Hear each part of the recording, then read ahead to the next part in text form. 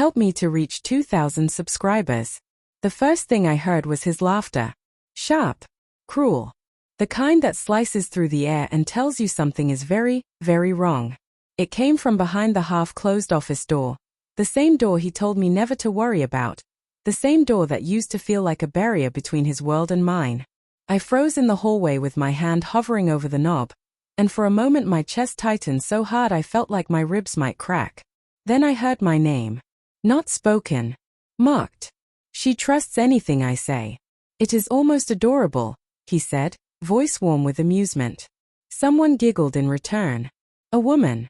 Light and breathy. Someone who should not have been in his private office that late at night. The sound sank into me like ice. I felt my throat close. I wanted to turn away. I wanted to storm in. I wanted to dissolve entirely. Instead I pushed the door the slightest bit open and saw the reflection in the glass wall opposite them.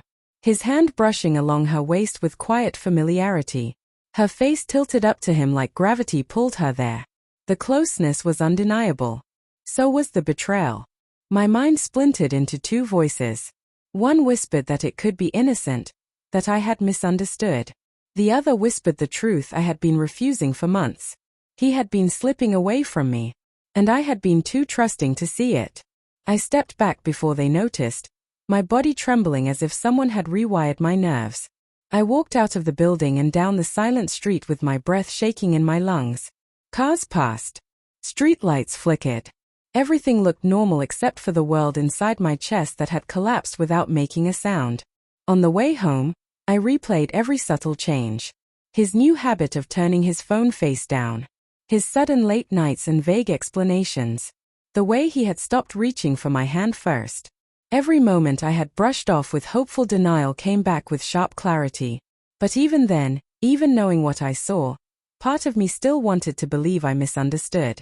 That maybe the reflection tricked me. That maybe he was right when he said I trusted too easily. My stomach tightened as if trying to swallow the truth whole. I decided I needed to see how far it went. Not for revenge. Not for pride. For closure. For the ability to breathe again. And I knew exactly how to do it. For years I managed the digital security for his company. He never cared enough to learn how the systems worked. He joked that all he needed to do was trust me. That I was soft enough to never question him. I had access to everything, including the internal messaging system.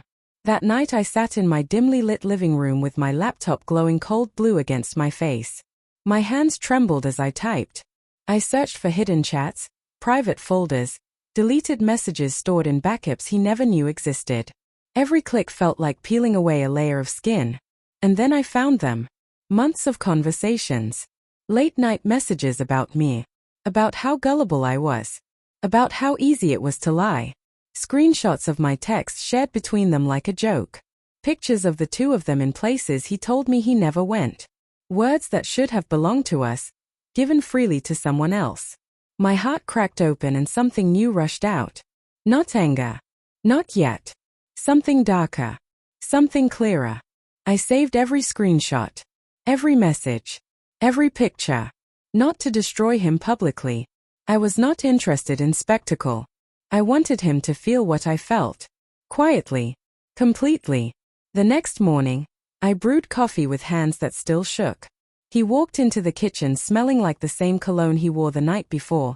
The same cologne she must have breathed in. He kissed my cheek like nothing was wrong. Like he had not gutted me open 12 hours earlier. You look tired, he said. I smiled. Long night, I replied.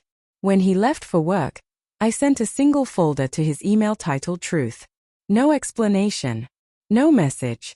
Just everything he thought he had hidden. I waited. It took 20 minutes.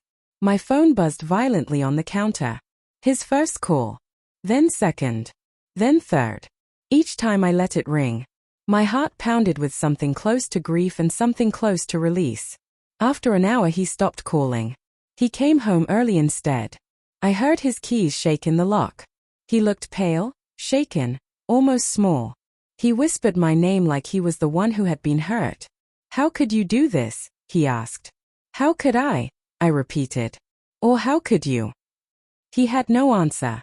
His mouth opened and closed like his lies had finally abandoned him too. For the first time in months I felt steady. I did not yell. I did not cry.